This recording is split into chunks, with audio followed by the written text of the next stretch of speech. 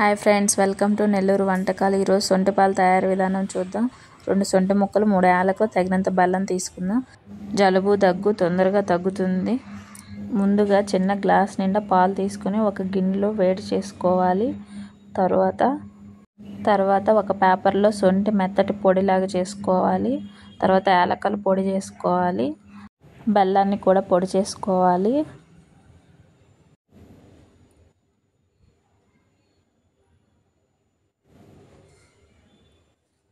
తర్వాత ప్లేట్లో పెట్టుకోవాలి. గ్యాస్ మీద పాలు బాగా వేడెక్కిన తర్వాత ఈ పొడి పాలల్లో పోయాలి.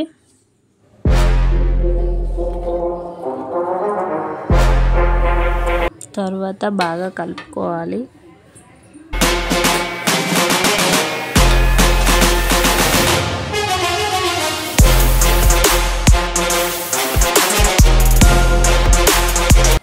పది నిమిషాలు బాగా కాగనివ్వాలి. సొంటిలో ఉండే రసం అంతా పాలల్లోకి దిగుతుంది. తర్వాత వడగట్టుకోవాలి.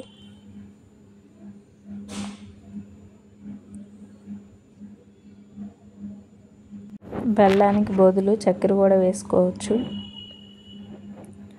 వడగట్టేసిన తర్వాత పాలని వేడిగా తాగాలి.